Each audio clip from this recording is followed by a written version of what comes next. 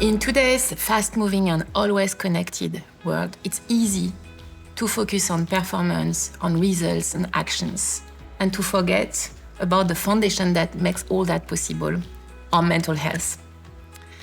Mental health is not just an individual topic.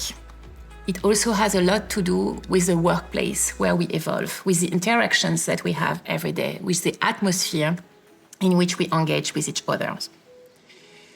Companies do not only have to provide resources, they have to make sure they create an inclusive and open environment where people can thrive, but can also share their challenges and eventually their struggles. What does that mean in the day-to-day life? How can we encourage openness while respecting personal boundaries? What can we do, even small actions that will make a difference?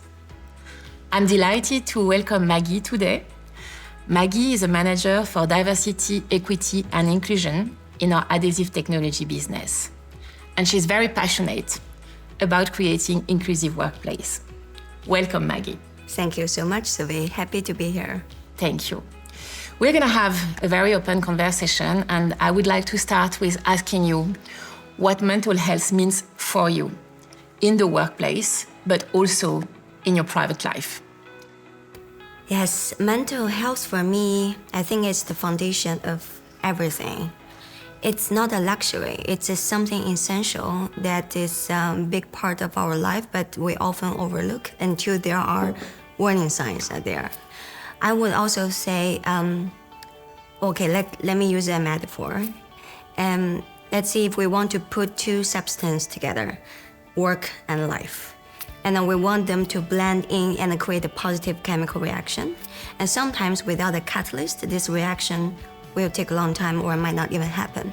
Now think mental health that is that catalyst. When you put that in, it accelerates, enables this positive reaction, and that's where the miracle happens. Have you ever been so aware of the importance of mental health, or that came as you grew up, you developed, you matured? Well, I definitely learned that in a hard way, actually. I come from a culture that often people are praised of being courageous, being strong, being tough, being always okay. So without realizing that, a lot of times when I having a mental breakdown, having stress, I try to tough it through. There's one time happened that I was dealing family crisis and I just moved to a new city without my circle of support, and I'm trying to just tough it through. Until one day, I had this MS call in Henkel, and after that call, one of the colleagues in this meeting called me up, and she asked me, "Maggie, are you okay really? You look different today." That little moment, I don't know how, but it changed the way I treat this. I start to open up and I start to talk to her. I feel connected and I start to seek professional help. It's really, really important what you share with me, actually, that this small action that this colleague did, saying, "Hey, I see you, how can I help you?" that created a real change for you. Yes, it was a magical moment. There's another important topic in what you said, it's about culture. In some culture, it's easier to talk about mental health or struggles than other cultures. Obviously, at Henkel, we are a global company. We operate in many countries, many different cultures. So there is no one-fit-all solution. We need to adapt, obviously, to the different culture in order to support our employees. You are working in Europe at the moment. Do you feel that there is a difference? I feel Henkel's culture consistent wherever I go. When I'm working in APAC, when I travel to IMEA, and I'm working here in the headquarters, Düsseldorf, I think it's a constant culture I'm feeling. Well, different languages sometimes, but then you feel the same consistent thing. But then the society culture could be a little different. But I'm more resonate with the company culture. That's where I spend the majority of my day, and that's where I spend the majority of the day with the people around me. And I do see our culture, it felt like a bridge between my well-being and the results I need to deliver. I think that goes to a team as well. I've learned some time ago that health is not just the absence of illness, it's also the presence of capacity. And that goes to mental health too, I believe. So when we have this bridge between well-being and results, when we have mental health in place, it actually frees our capacity. And when we have that capacity and energy at work and life, and I believe that flourish innovation, flourish productivity, and also help us a great deal at life too. I think you're touching a very important point, which is why do companies care at all? And actually, there was a belief maybe in the past that mental health is a very personal thing, and we should, be sure we are not crossing any boundary, and it's not the problem of the company. I think we have realized also with changing generations in the workforce that it is an important topic in society, and what is an important topic in society is reflected in companies, and that it's important for us as a company, as an employer, as an HR organization to be aware of it and to take care of it. You mentioned that someone did something for you. What do you do for others? I start to learn how to create this space also for others. While being grateful that I have been offered help myself, I've also learned that there's time and place that you could offer that. It doesn't seem to be the same for everybody when you approach a person to ask, but I think we should be courageous enough to ask, are you okay really? Can I help you in any way? I've also come across several times, not just the singular, several times when my colleague tell me that it's okay to open up here, it's safe. And that makes a huge difference for me to say that this environment I'm creating is giving people feel psychological safe, and it's built on trust that we have to one to another. I think it's important to ask, but it's not always easy to answer openly. Yes. If you are really okay or not. And I can speak for my generation. We've been learning a lot not to share our problems, especially at work. That it could be seen as a weakness, that being vulnerable was not necessarily what was expected from leaders. I'm very happy to see that it's changing, that leaders are opening up, that more and more they dare to also express their moments of challenges. And I can also say, even in the board, we start with a check-in now, which is not about business updates, it's really about how do you feel? In which moment do I catch you?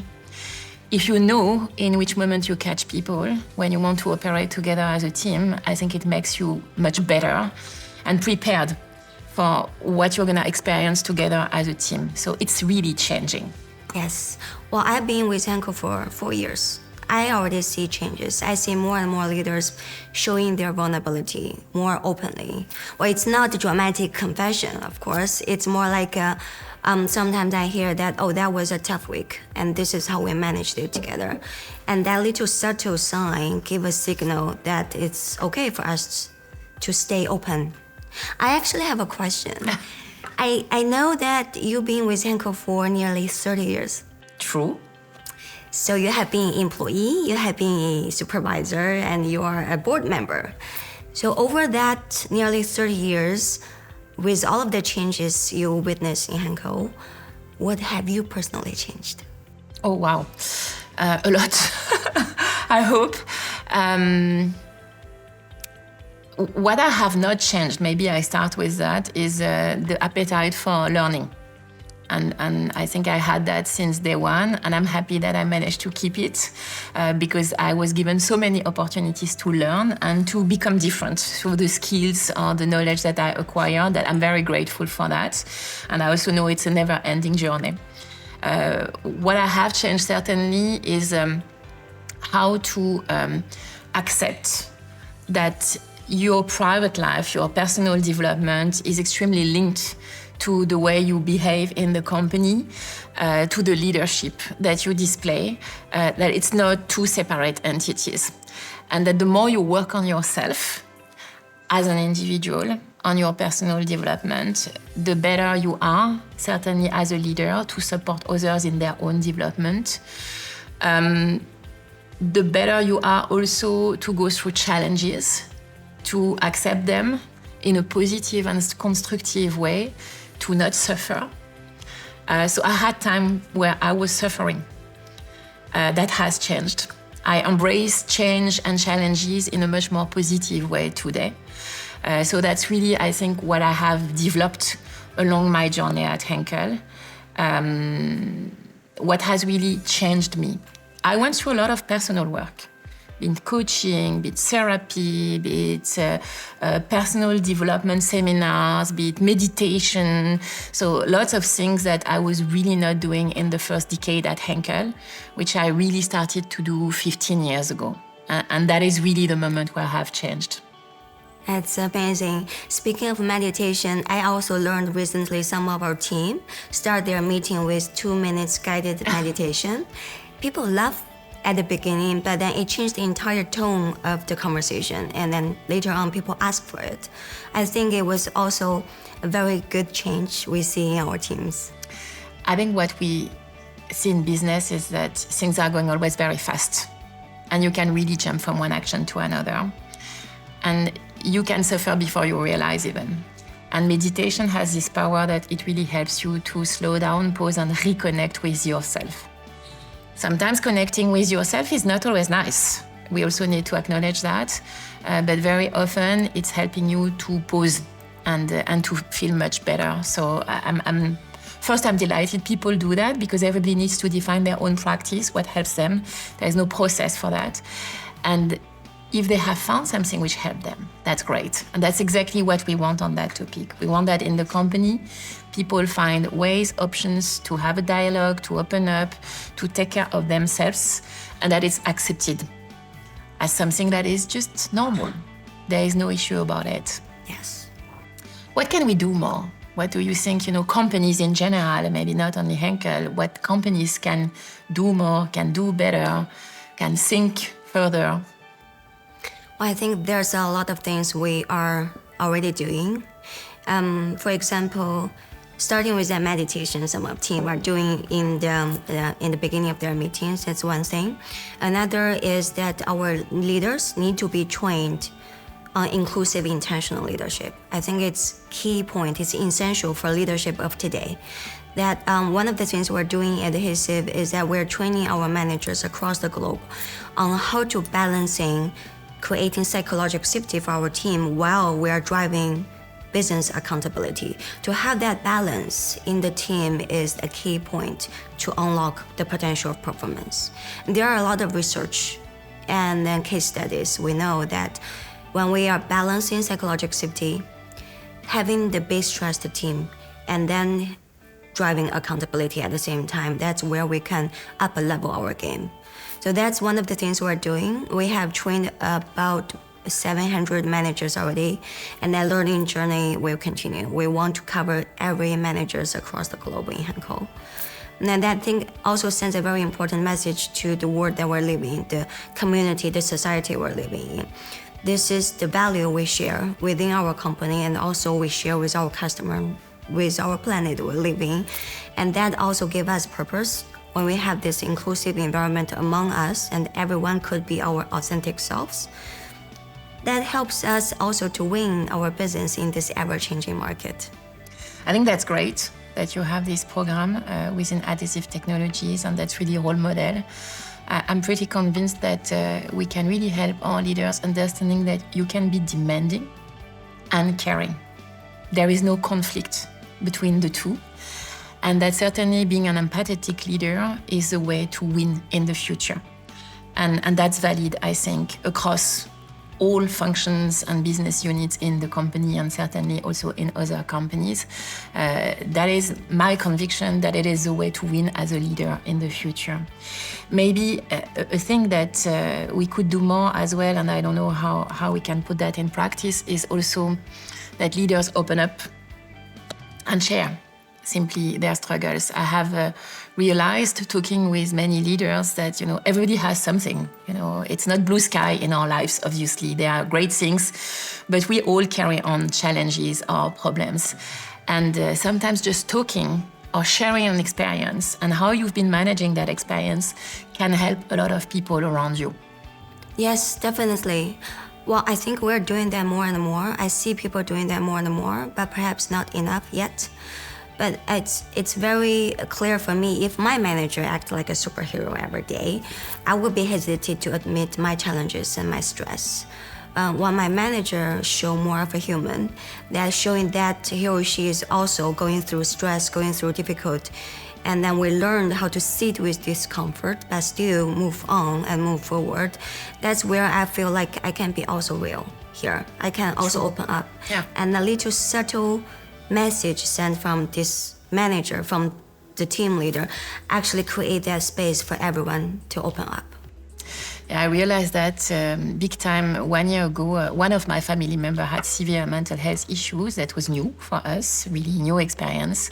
And we decided, it was one of my sons, that we should talk about it openly from the beginning. So he didn't want to hide anything. So he started to talk about it, but I also started to talk about it in the Henkel context. And suddenly lots of people were coming and sharing and asking for help and support. So that was a moment for him and for me, actually, where we realized that opening up and sharing is really having a huge power to help other people.